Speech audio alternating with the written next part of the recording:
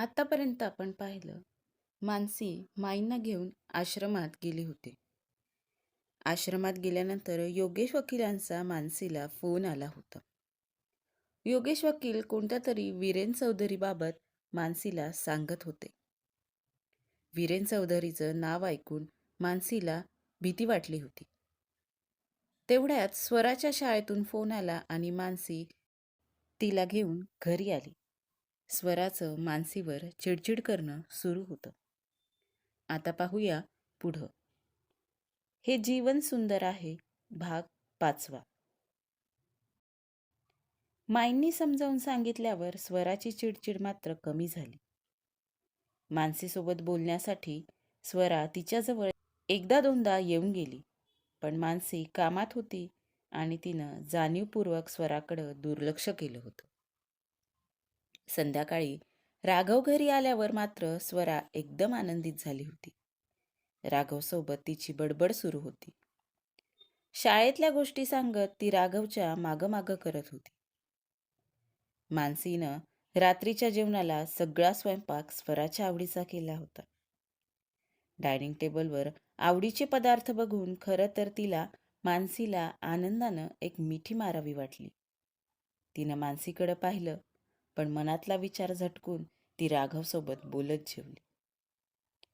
जेवणानंतर राघवनं रोजच्यासारखी तिच्या अभ्यासाची उजळणी घेतली. बराच वेळ स्वराचा अभ्यास घेऊन राघव त्याच्या बेडरूममध्ये आला. मानसी बेडवर काहीतरी हिशोब करत बसली होती. काय मॅडम, कसली बेरीज वजाबाकी सुरू आहे? राघव मानसीला म्हणाला. तू मला किती वेळ देतोस त्याची. मानसी उसासा टाकत म्हणाली. असं होय, मग तर सगळी बेरीज करत बसावी लागत असेल. राघव थोडं चिडवत मानसीच्या जवळ येऊन बसला. त्यानं हळूच तिच्या खांद्यावर हात ठेवला. हो, आणि कितीही बेरीज केली तरी उत्तर शून्यच येत आहे. मानसी राघवच्या खांद्यावर डोकं ठेवत म्हणाली. राघवच्या खांद्यावर डोकं ठेवल्यावर मात्र मानसीला एकदम भरू आलं. योगेश सरांचा फोन, त्यांनी वीरेन चौधरीचं नाव घेणं, स्वराचं विचित्र वागणं, मानसीच्या डोक्यात विचारांचा भुंगा होता. राघव तिच्यासोबत बोलत होता, पण तिचं त्याच्या बोलण्याकडं बिलकुल लक्ष नव्हतं. राघवला यातलं काही सांगावं की नाही? नक्की तोच वीरेन चौधरी आहे का दुसरं कोणी आहे? काही कळायला मार्ग नाहीये. मानसीच्या मनात राहून राहून विचारांची सरमिसळ होत होती. कुठे हरवलीये मानसी? राघव तिच्या डोळ्यासमोर चुटकी वाजवत म्हणाला. नाही रे, कुठंच नाही, मानसी चाचरत म्हणाली. मनू, सांग बघू, काय झालं? राघव म्हणाला. काही विशेष नाही रे, स्वराचं वागणं विचित्र होत चाललंय. मी तिला शाळेत आणायला गेले होते, पण तिला ते बिलकुलच आवडलं नाही. मी सकाळी सुद्धा तुला म्हटलं होतं ना, काही दिवसांपासून स्वरा अशीच वागते माझ्यासोबत. तुझ्यासोबत तर अगदी व्यवस्थित बोलते, माईंसोबतही व्यवस्थितच बोलते, पण मग माझ्यासोबतच अशी का बोलते? तू आता तिचा अभ्यास घेताना काही बोलली का रे ती तुला? मानसी बोलत होती. तिच्या चेहऱ्यावर काळजी स्पष्ट दिसत होती. वेगळं असं काही नाही म्हणाली, म्हणजे एकदम नॉर्मल, नेहमीसारखं. राघव म्हणाला. मग माझ्यासोबतच अशी का वागते? काही कळत नाही या पोरीचं. मानसी उसासा टाकत म्हणाली. तू कधी रागावली होती का तिला इतक्यात? राघवनं विचारलं. नाही रे, मला असं तर काही आठवत नाहीये. नॉर्मली तर थोडंफार सुरूच राहतं ना, हे करू नको, ते करू नको, तसं करू नको. आता एवढंही बोलायचं नाही म्हणजे खूपच झालं, मानसी म्हणाली. छोटं बाळ नाहीये ग ती आता, 16 वर्षांची होईल ना. मला वाटतं आपण तिच्यासोबत संवाद साधण्यात चुकतोय. तुझ्या मुलीसोबत बोलण्यापेक्षा तू तुझ्या मैत्रिणीसोबत बोलते असं समजून बोल तिच्यासोबत. कदाचित तुझ्यात एक चांगली मैत्रीण भेटेल तिला, राघव म्हणाला. हो, पण आत्ता काही दिवसांपूर्वी सगळं तर व्यवस्थित होतं. छान मोकळंच बोलायची ती माझ्यासोबत. आता कुठं माशी शिंकली देव जाणे, मानसी म्हणाली. होईल ग सगळं नीट. तू जास्त विचार करू नको. तिला तिचा वेळ दे. बघ, 2-4 दिवसात आई आई करत तुझ्या मागं मागं येईल. राघवनं मानसीला समजावलं.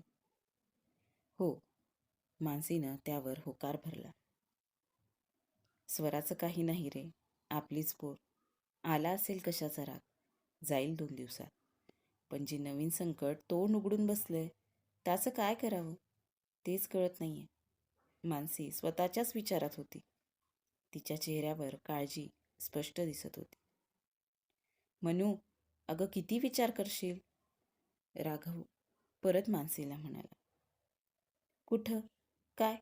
काहीच नाही, मानसी स्वतःला सावरत म्हणाली. ठीक आहे, चल. मला US क्लायंटला 1-2 मेल करायचे आहेत.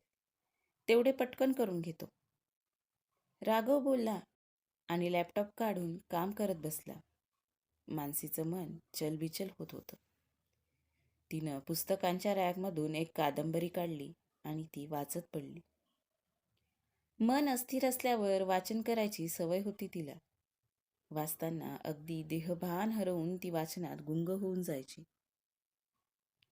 स्वराच्या बाबतीत कुठं चुकते मी? आणि हे अतिक्रमण? त्यासाठी काय करावं? मानसी फक्त कादंबरी उघडून त्यात बघत होती. डोक्यात मात्र विचारांचा गुंता वाढतच होता. त्यातच कधी नाही ते वाचताना तिचा डोळा लागला. राघवचं काम आटोपलं आणि तो सुद्धा झोपायला आला. मानसी पुस्तक तसंच हातात धरून झोपली होती. राघवनं तिच्या हातातून हळूच ते पुस्तक काढून घेतलं आणि तिच्या अंगावर पांघरून घालून तोही झोपला. सकाळीच अलार्म वाजला आणि मानसी उठली. बाहेर चांगलंच आभाळ आलेलं होतं.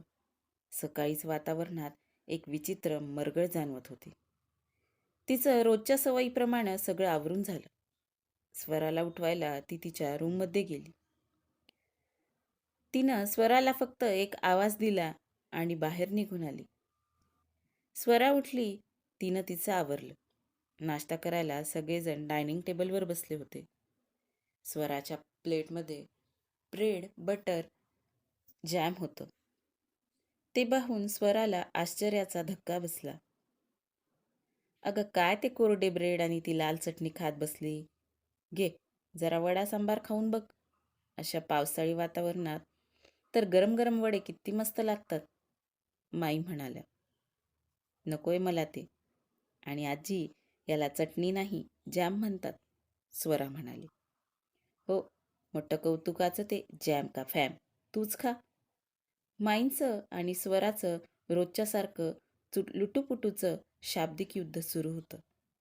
मानसी मात्र शांत शांत होती. मानसी तिच्यासोबत बोलत नाहीये या गोष्टीचा स्वराला काहीच फरक पडला नाही.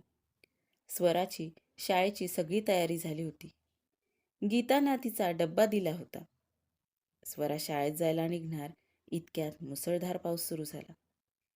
स्वरानं मानसीकडे पाहिलं, पण मानसीनं तिला काहीच म्हटलं नाही. बाबा, बसपर्यंत सोडता का? बाहेर बघा ना किती पाऊस येतोय. बस येईपर्यंत मी भिजून जाईल, स्वरा मानसीकडे बघत राघवला म्हणाली. हो, चल ना, विचारायचं काय त्यात? राघवनं गाडीची चावी घेतली आणि स्वराला सोडायला गेला.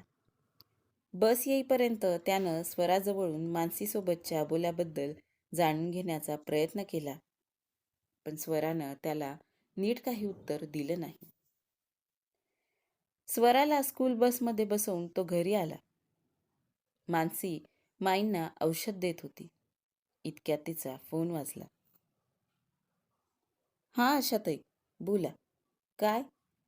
बरं, थांबा तुम्ही, मी निघाले लगेच, मानसी फोनवर बोलत होती. बोलता बोलता तिनं आपल्या बॅगेत लॅपटॉप, फाईल्स वगैरे टाकल्या आणि ती पटकन तयार झाली. माई, राघव, येते मी. एक फोन आला होता, अर्जंट काम आलं, मानसी म्हणाली. अगं तुझा चहा, नाश्ता? माईंनी तिला थांबवलं. माई, राहू द्या, तसंही आता घशाखाली काही उतरणार नाही. मला लवकर निघायला हवं, मानसी म्हणाली. गीते, अगं तो राघवचा भरलेला टिफिन मानसीला दे आणि राघवसाठी दुसरा भर, माई म्हणाल्या. अहो माई, राहू द्या तो टिफिन वगैरे, मानसी म्हणाली. राहू दे सोबत. टिफिन सोबत असला की तू नक्की खाणार. मला माहिती आहे. मी काय आज ओळखते तुला? माईंनी मानसीला डब्बा दिला. घाईत आहेस तू? थांब, मी सोडायला येतो, राघव म्हणाला. अरे जाईन मी व्यवस्थित. आणि आपली गाडी सोबत असलेली बरं असतं. पटकन कुठंही जाता येतं. मानसी राघवचा निरोप घेऊन कार काढून निघाली. बाहेर पाऊस अगदी मुसळधार कोसळत होता. डोळ्यासमोरचंही दिसणं अवघड झालं होतं. रस्त्यावरचे खड्डे कसेबसे चुकवत मानसी निघाली होती. कोण होत्या आशाताई? मानसीला कुठून फोन आला होता? पाहूया पुढच्या भागात. तोपर्यंत आजचा भाग कसा वाटला कमेंट करून नक्की सांगा. धन्यवाद.